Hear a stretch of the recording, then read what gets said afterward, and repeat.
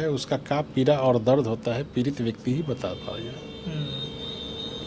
ऐसे आपको बता गट्ठा बैठ जाता है कालानुमा गट्ठा बैठ जाता है, खूब ईचिंग होता है।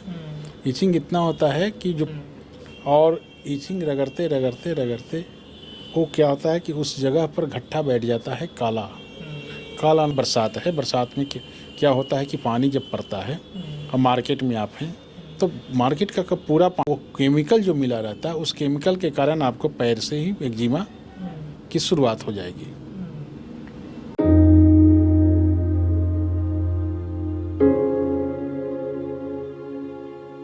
फिर से हम देश के में ख्याति प्राप्त, बिहार में फेमस और चर्चित सेक्सोलॉजिस्ट डॉक्टर मधुरेंदु पांडे सर के साथ जुड़ गए हैं। सर आयुर्वेद में अलग अलग बीमारियों के बारे में बताते हैं और उसका निदान आयुर्वेद में कैसे किया जाता है इस बारे में भी बताते हैं। तो आज जिस बीमारी के बारे में हम पूछने और उसका निदान क्या है ये जानने के लिए पहुँचे, वो बीमारी है एक्जिमा। तो सर से पास चलते हैं बिना देर के और पूछते हैं, सर एक्जिमा बीमारी के बारे में आज हम आपसे पूछने आए हैं, क्या है एक्जिमा बीमारी? एक्जिमा चर्म रोगों में एक बहुत ही इसको खतरनाक बीमारी कहिए, क्योंकि जो व्यक्ति एक्जिमा से पीड़ित होता है उसका क्या पीड़ा और दर्द होता है पीड़ित व्यक्ति ही बता पाएगा। ऐसे आपको बता दें कि एक्जिमा जो होता है वह शरीर के किसी भी पार्ट पर जी उसमें ईचिंग होता है और ईचिंग रगड़ते रगड़ते रगड़ते वो क्या होता है कि उस जगह पर गट्ठा बैठ जाता है कालानुमा गट्ठा बैठ जाता है, खूब ईचिंग होता है। ईचिंग इतना होता है कि जो पीड़ित व्यक्ति रहता है वो नींद तक भरपूर नहीं ले पाता है, परेशान रहता है।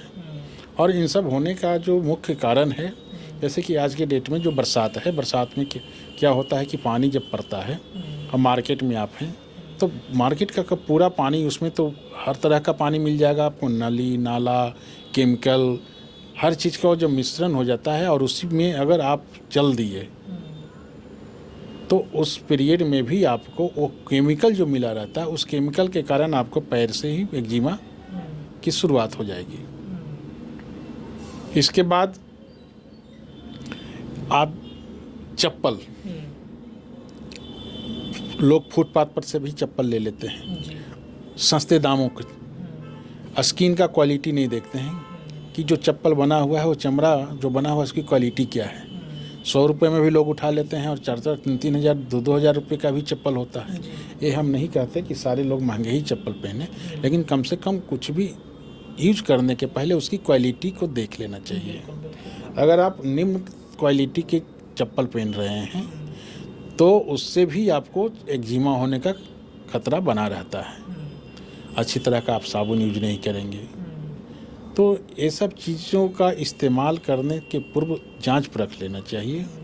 और एक्जिमा जो होता है, बाय द वे, एक्जिमा से पीड़ित व्यक्ति अगर कहीं टच करता है, एक कीटाणु इसमें होता है, तो अगर कहीं टच करता है, कहीं हाथ से पकड़ता है, रेलवे का हैंडल पकड़ लिया, कुर्सी पकड़ लिया, बस का ऐथी पकड़ लिया, तो कोई व्यक्ति जानता नहीं ना है कि हम जहाँ पकड़ रहे हैं वहाँ कितने लोग पकड़े होंगे।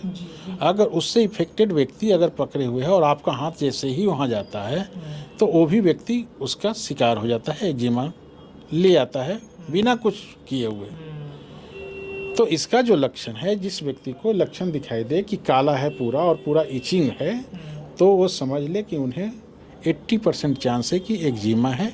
और आयुर्वेद में इसका बहुत ही बेहतर इलाज है, लंबा समय चलता है, क्योंकि स्किन से रिलेटेड जो केस होते हैं उसमें लंबी अवधि तक मेडिसिन का सेवन करना पड़ता है और आयुर्वेद में इसका बढ़िया इलाज है। चलिए देखिए, तो आयुर्वेद में इचिंग बीमारी, आयुर्वेद में एक्जिमा बीमारी से निदान क्या होता है, इस बीमारी की पहचान कैसे करनी चाहिए, अगर आपके आसपास या आपके साथ ऐसी बीमारियां हो रही हैं तो आप इसका आयुर्वेद में सफल इलाज करा सकते हैं। और उसका निवारण क्या है, तो आप मधुरेंदु पांडे सर से संपर्क कीजिए। नीचे नंबर दिए जा रहे हैं, एड्रेस दिए जा रहे हैं, आप इनके क्लिनिक पे भी आकर के उस बीमारी का निदान आयुर्वेद से पा सकते हैं। तो हेलो डॉक्टर के आज के इस एपिसोड में इतना ही, लेकिन अगले एपिसोड में एक नई बीमारी और उसका समाधान क्या है आयुर्वेद में, उससे जुड़ेंगे। फिलहाल के लिए इतना ही।